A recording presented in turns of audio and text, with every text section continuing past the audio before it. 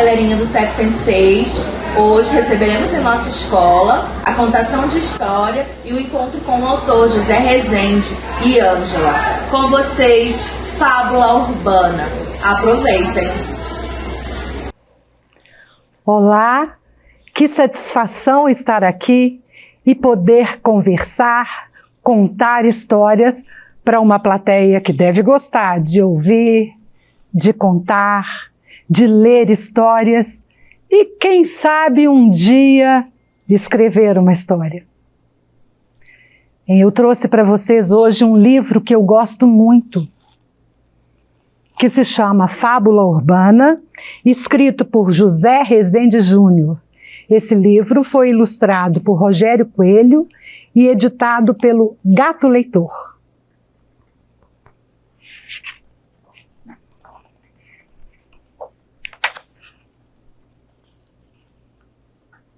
Ti, ei Ti, paga um livro.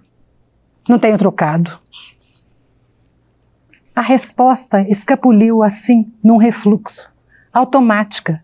Uma resposta padrão, como se fosse aquele o pedido mais natural do mundo. Livro? Refletiu, segundos depois, o homem de terno. Teria o menino pedido um livro, em vez de um trocado, uma moeda, um real? Mesmo que houvesse o menino pronunciado um coerente "Tchê, paga um lanche que eu tô com fome", ainda assim, alguma coisa estaria fora do lugar. A começar pelo diálogo em si, como haveriam de contracenar nesse mesmo cenário? Shopping center de luxo, quase 10 horas da noite. Personagens tão opostos quanto este, o homem de terno, e aquele outro, o menino pobre que pedia livro, dinheiro, comida ou outra coisa qualquer. Era, pois, um diálogo inexistente, concluiu o homem de terno. Pode ser qualquer livro, Ti. A insistência devolveu o homem de terno à realidade absurda. Olhou em volta e não viu um segurança sequer, nem um sinal de câmera de vigilância, nem o mais remoto zumbido de walkie-talkie. Como deixaram entrar, irritou-se. Não que o homem de terno temesse alguma violência por parte daquela triste figura em miniatura. Talvez até temesse, mas em situação bem diferente. Ele parado num sinal vermelho, tarde da noite, vidro do carro estupidamente aberto. O menino, caco de vidro em punho, magro, grunhindo, com uma voz gosmenta de craque. Ti, e aí, Ti, dá um livro aí, tá ligado? Talvez até temesse. Fosse o menino menos menino, não mais o embrião de um perigo futuro, mas o perigo em si, já maduro, aqui e agora.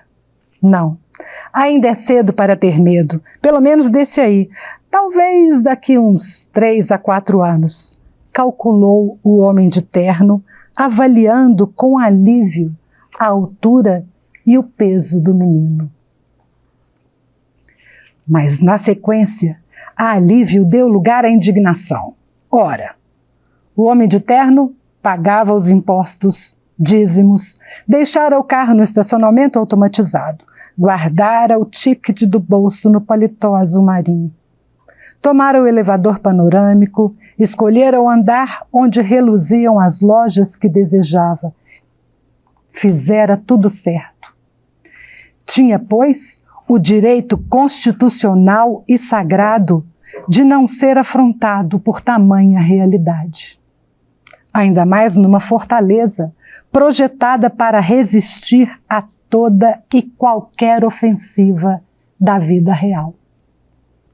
Num lugar assim, a única realidade permitida deveria ser a dos reality shows, nas TVs gigantes das lojas de eletrodomésticos. Ti, o livro não precisa ter nem figura, Ti, pode ser do mais baratinho. De tão pequeno, o menino coube da cabeça aos pés num único olhar do homem de terno. O figurino não parecia adequado ao personagem menino clássico de rua que exige calção surrado, pés descalços, cobertor fedorento jogado nas costas nuas. Não. Talvez, graças a esse artifício, o de fugir ao figurino padrão da miséria e do abandono, conseguia o menino pobre burlar a segurança e invadir o reino encantado e proibido dos shopping centers. Negligente segurança, rosnou em pensamento o homem de terno. A pobreza do menino, é certo, estava camuflada sobre certo grau de dignidade. Era possível até que tivesse mãe o menino, mas pai ausente e alcoólatra, diagnosticou o homem de terno. Mesmo disfarçada, a pobreza do menino não resistiria ao olhar de um segurança mais atento. A camiseta, toda desbotada, era enorme. De certo, herdada do irmão mais velho, morto pela polícia ou por uma gangue rival. Tentou adivinhar o homem de terno, acrescentando em pensamento: Deus, como essa gente faz filhos. A calça velha, com a barra poída, não fazia melhor figura. O tênis até parecia de marca, o que não escapou ao implacável veredito do homem de terno. Imitação ou roubado, com toda certeza. Para completar, além de imundo, o tênis do menino tinha um barbante encardido, fazendo as vezes do cadarço. Caso ainda persistisse alguma dúvida quanto ao lugar da pirâmide social ocupada pelo menino, era só conferir a marca registrada da pobreza infantil. O nariz a escorrer num resfriado eterno e sem remédio. O menino secou provisoriamente o nariz com o dorso da mão e voltou à ofensiva, dessa vez com o olhar silencioso que implorava, reivindicava, cobrava, acompanhado da interjeição incisiva e curta que ao homem de terno soou quase agressiva. Ei! O homem de terno olhou em volta. Em busca do deserto vazio e seguro de todos os shopping centers do mundo, o deserto que é feito de multidões de consumidores e infinitas sacolas de compras. Mas não havia ninguém. Está ficando tarde, pensou o homem de terno. Agora, um pouco tenso. Os únicos vestígios de presença humana vazavam justamente da livraria, cuja fachada de vidro refletia os dois seres de dimensões tão diferentes, frente a frente, num encontro improvável. O homem de terno cedeu. Entrou, seguido pelo menino. Caminharam juntos, mas distantes, até o fundo da livraria. Escolhe. Mal pronunciou o homem de terno o imperativo desconhecido. Escolhe. Cujo significado o pequeno interlocutor apenas intuía. Pôs-se o menino a percorrer as prateleiras entulhadas de livros de todas as cores e tamanhos. Tio, como é que escolhe? O homem de terno olhou longamente para baixo, até que não restasse dúvida sobre a meninice daquele menino, e concluiu que não havia mesmo por que temê-lo. Não ainda, não esta noite, não neste lugar. O homem de terno percorreu então com os olhos e dedos as lombadas dos volumes expostos na prateleira. Puxou um mais ou menos ao acaso e estendeu ao menino. Virou-lhe as costas e deu alguns passos em direção ao caixa, já sacando o cartão de crédito, à espera de um agradecimento comovido, que não veio.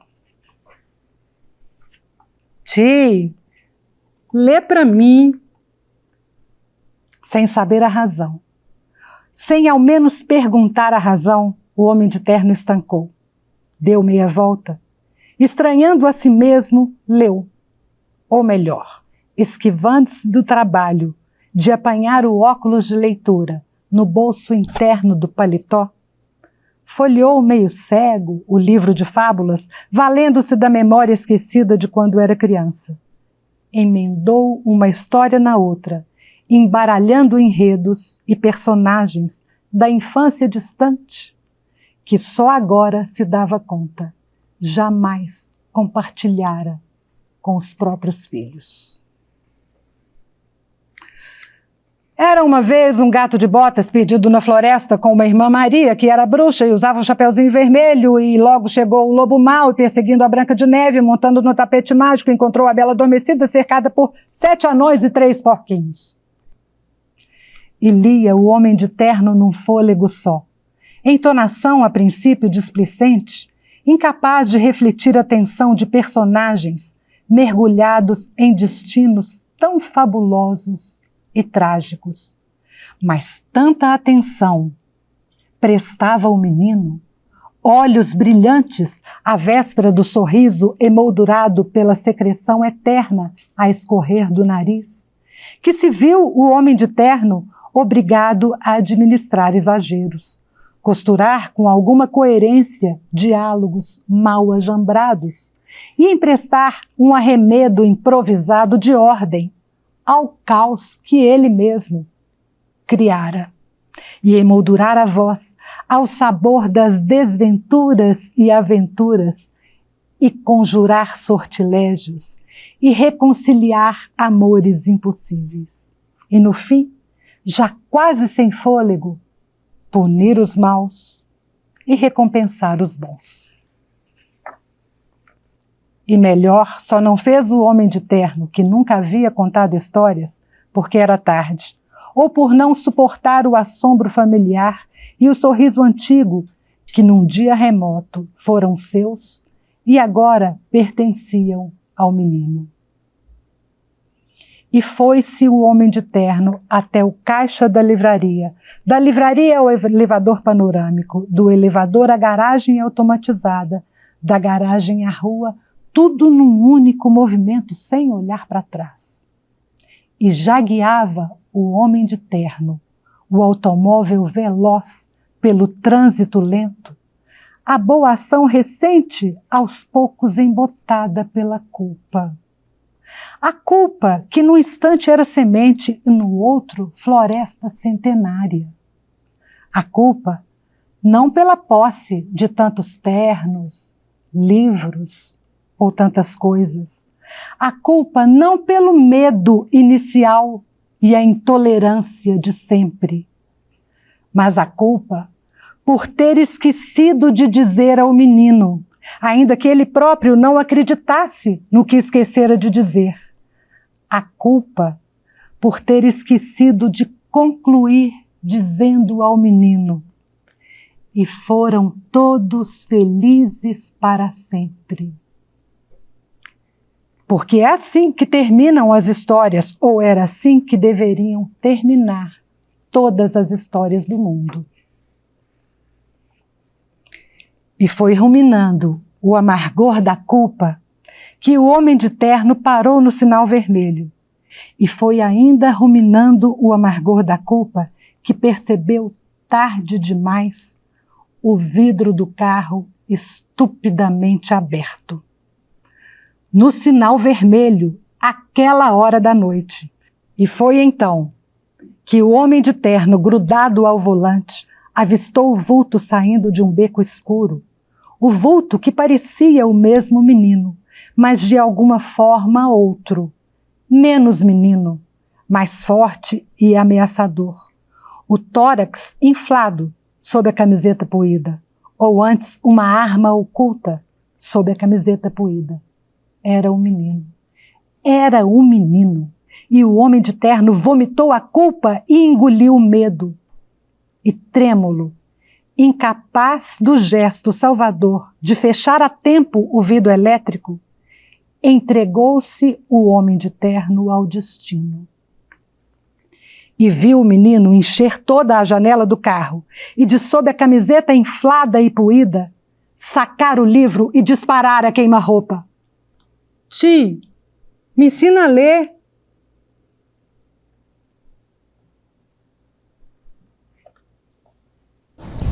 Bom, agora eu tenho uma surpresa para vocês.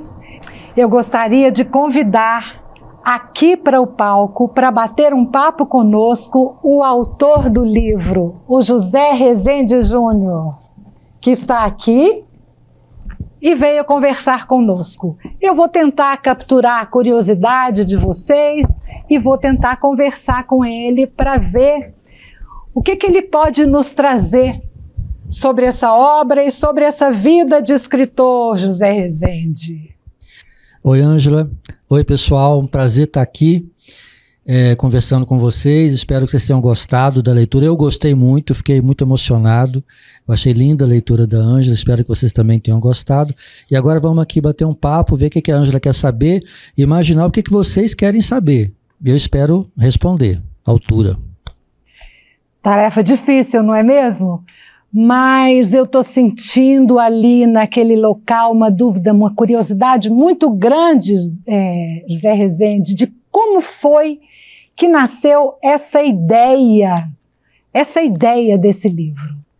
Uma ideia de um menino pedindo livro no lugar de um trocado, de uma comida. Como é que foi isso? Pois é, gente, olha, por incrível que pareça, isso aconteceu na vida real.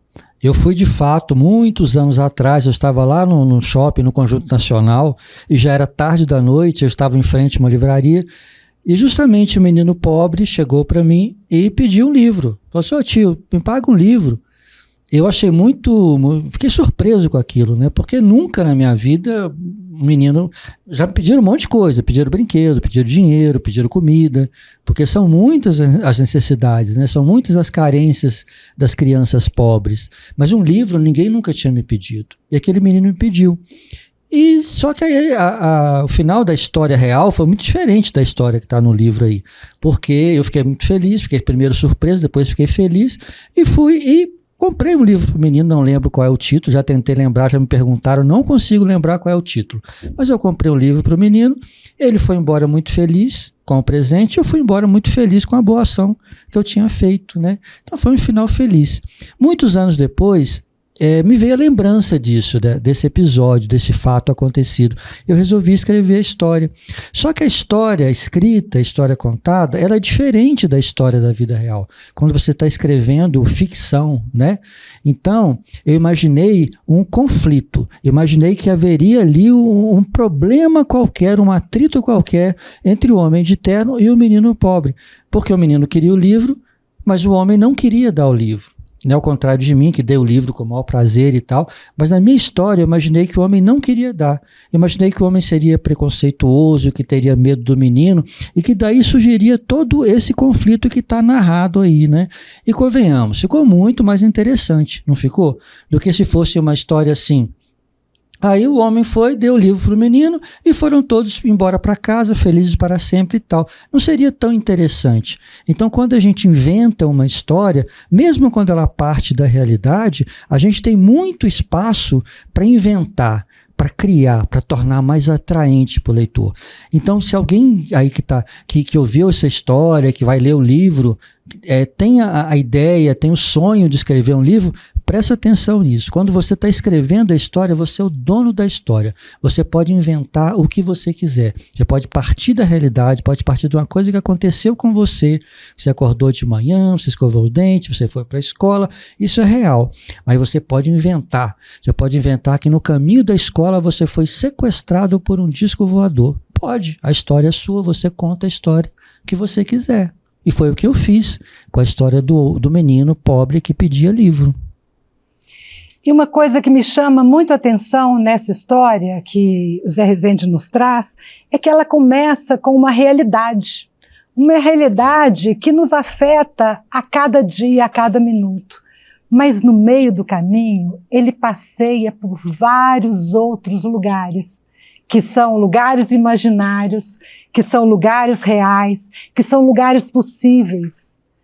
E ele nos traz, nessa obra, muita tristeza, junto com muita alegria. Porque, Zé, eu me emociono muito com várias passagens desse livro. Me emociono muito de saber que nesse país a gente tem tanta desigualdade, tanto preconceito. Mas, quando a gente tem um final, tio, me ensina a ler. Puxa vida. Quem descobre o prazer da leitura, eu acho que ganhou o mundo, Zé. E aí eu queria que vocês pensassem nisso da história. Vai pela realidade, vai pela fantasia. Por que é isso, Zé? Por que é essa mistura de realidade e fantasia? Por que o escritor fica passeando entre esses dois? O que ele quer com isso? Um poeta chamado Ferreira Goulart, ele já faleceu recentemente, que ele dizia o seguinte, que a arte existe porque a realidade não basta, né?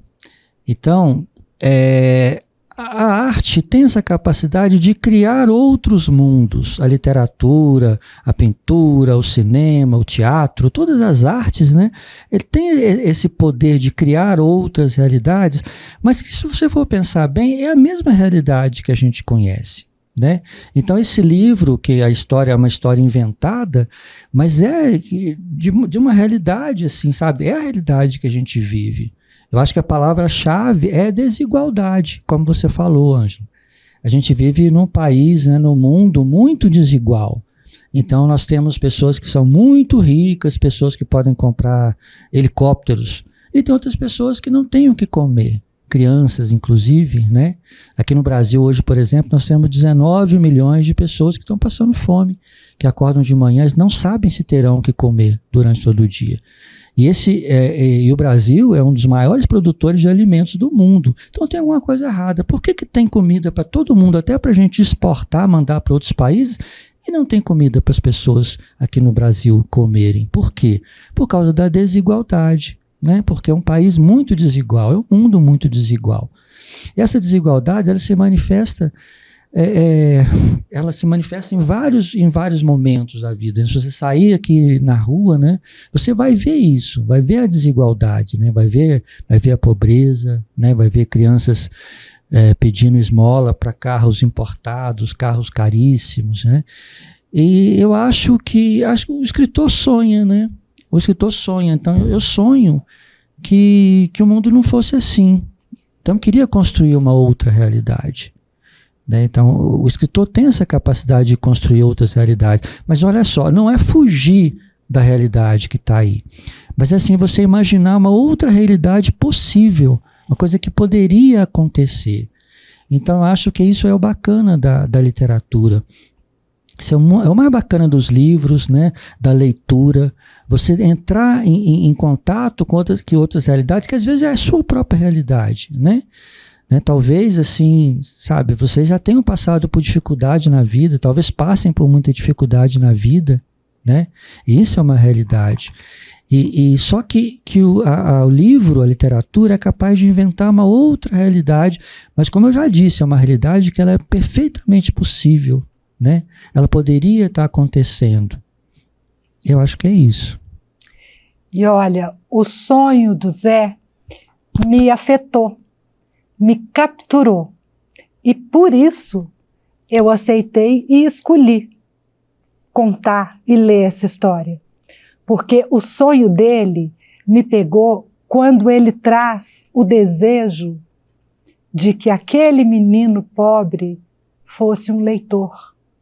A minha luta pessoal é para tornar o nosso país um país de leitores, porque o leitor é alguém que pode ser livre, porque é capaz de construir os próprios critérios, capaz de reconhecer as várias realidades.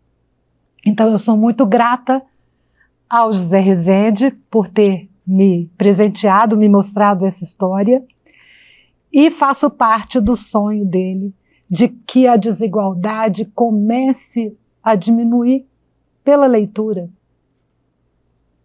Um dos caminhos, né, de diminuir a desigualdade. Muito prazer. Obrigado, Ângela. Obrigado, pessoal. Até a próxima. Muito obrigada.